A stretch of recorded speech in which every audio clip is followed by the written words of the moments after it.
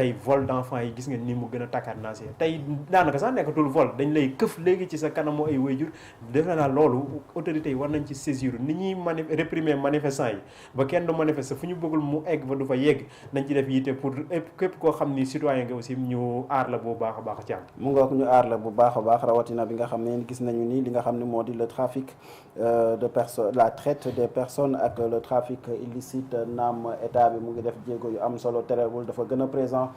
si penc mi ñu nekk tey Abdoulaye Bari en tant que acteur politique vision bu claire ci société bi nga xam ni moom ngeen namm pour Sénégal aujourd'hui ces phénomènes là ban gis-gis nga si am. waaw d'abord muy li ñuy naxarlu di ko métti lu vraiment parce que tey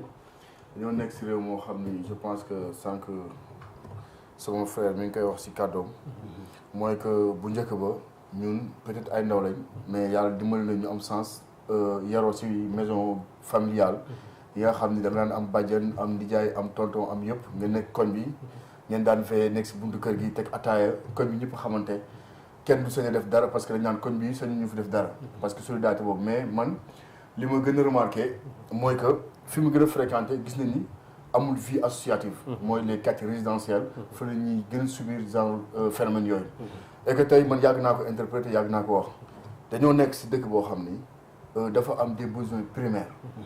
yoo xam ni su fekkee état egg na foofu te mun ko assurer yaakaar naa il a failli à sa mission première bi nga xam ni moom lañ doon xaar si moom lii di sécurité lii di paj lii di ñàng ak dund dafa nekk loolu moo xam ne nguur bu ñu teg loolu moo war a gën a nekk ay priorité am foofu la war a gën a accentuer pour mën a subvenir population yi nga xam ne yaakaar boobu la ñu am si moom ak seen projet yi nga xam ne moom la ñuy jaay ba sénégalais jënd ko foofu lañ leen xaar waaye tey man nee naa suñu xoolee problème de recrutement yi ñu fi recruter bëri na mais tey dama la jox exemple bu yomb tey bi ñuy voté loi sur la parrainage mais bi ñu bañee kenn bañ a egg assemblée nationale kenn eggul assemblée nationale dañoo barricadé Dakar dañu barricadé amul fu nit di jàll force de l'ordre yi foo tourner force de l'ordre mi ngi fa mais pourquoi à chaque fois su fekkee sur les intérêts politiques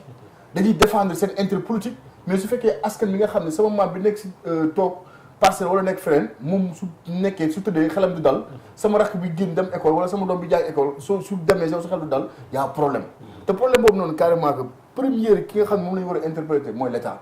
parce que tey état moom moo am prérogative garantir suñu sécurité parce que loolu garantie la loolu devoir la ak lay wareef la boo xam ne dafa war président de la république mais tey soo xoolee dem leen dans les camps visiter dans les camps mais ñi ñu recruter ñu ngi si camps yi fu ñu leen soxlaa aspect politique lañ leen woo ne leen kaay sur le terrain université su grévé mais y a combien de la ñuy déployer su amee ay manifestation ñaata kii la ñuy déployer mais tey Mauritanie suñu voisin lañ mais demal à Mauritanie chaque 100 mètres boo dox y a un contrôle mais ñun ñëpp ñu ngi fàttaliku bi ñu nekkee xale mais da nga naan dégg ñun ramasse am na mais actuellement patrouille amatul mënatuñu identifier ki dëkk si koñ bi ak ku dëkk si koñ bi mënuñu identifier ki nga xam ni banditisme lay def ak ku deful banditisme parce que da ngay dugg si oto gis agresseur boo xam day solo comme yow mais est-ce que soo ko contrôler di nga xam mën nga am réellement identité wan ni que carrément kii nii fan la jóge lan moo tax muy circuler fii heure bi lan moo ko fi indi def ay enquêtes yi nga xam ne carrément moo doon permettre nit ñi doon ragal mais tey dañu gis ni carrément y a une déserte totale boo xam ni moom moo am sur la société tey dafa am est-ce que da nga jàpp ni kon nguur gi dafa lajj ci politique sécuritaire non dafa lajj carrément totalement loolu moom y a même pas de cessé de midi à 14 heures loolu ñun ñëpp d'accord nañ ni que carrément côté boobu dañoo lajj mais dafa am leneen loo xam ni carrément su fekkee nguur gi nga dénk mënul assurer sa sécurité mais yow aussi jot na nga assurer sa sécurité bopp parce que tey war nañ dem foo xam ni carrément que on est plus solidaire Sénégal dafa am lu ñuy wax manque de solidarité bi nga xam ne moom moo amoon da nga daan nekk si koñ def dara sax sa papa bi jàkkaarloo ko war nekk si xarit papa dóor la te dara da ko si fekk mais léegi sañoo gis sa doomu xarit def dara nga ko jubbanti boobaa li la si fekk bëri na tey soo xoolee si cadre sécuritaire soo ñëwee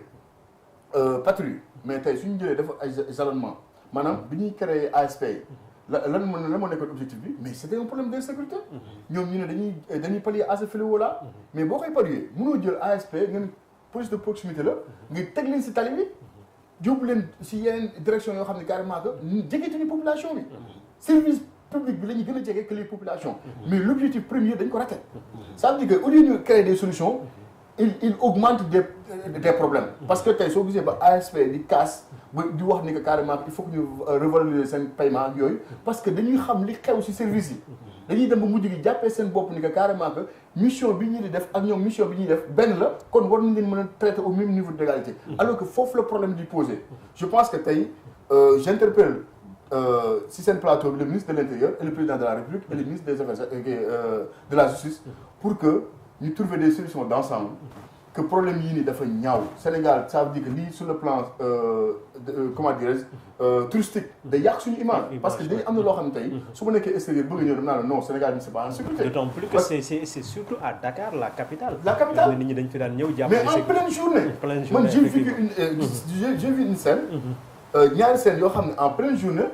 benn boo xam ni à Ouest Foire sama koñ la xewee dama tourné rek gis gaan bi di kii fi dàmb di yuuxu 16 heures à 16 heures agression à 16 heures beneen bi damay jóge voyage Chine di ñëw di wàcc kii AIBD bi gis benn waay di nga ko toppee banque ba mais jaas la dóor si loxo bi bàyyi mais maanaam yow da nga naan mais yow ban dëkk nga nekk est-ce que yow yaa ngi si benn dëkk boo xam ni carrément que amatul sécurité amul dara lan la ñuy wax sax armée mexicaine la. lu waay neex dem loolu c'est la loi du plus fort. dinañ si je pense que nag war nañu je pense que le message jël ay solution xam ni que carrément que askan wi ñoo leen fi teg. seen sécurité bi ñuy assurer seen njaboot assurer ko seen kër. ba xam ne ñoom si ay oto yu baax la ñuy nekk. am ay garde corps permanent muy seen biir kër seen doom yi jàngi ak ñeneen noonu la ñu war a am obligation bi nga xam ne sénégalais yi leen mandaté pour ñuy exercer war nañu mën a fàttali ñu nekk seen ginnaaw waratuñu nangu baadoole bi di cimetière buur je pense que c'est assez les Sénégalais on a assez souffert que ce soit régime bi ñëwaat que ce soit régime bi fi nekk wala ñu fi yeneen ñu fi jógee mais que war nañu mën a pallier à ces phénomènes là parce que yii ce sont des problèmes yoo xam ni waratuñ ko sax xalaat parce que boo koy kii parce que au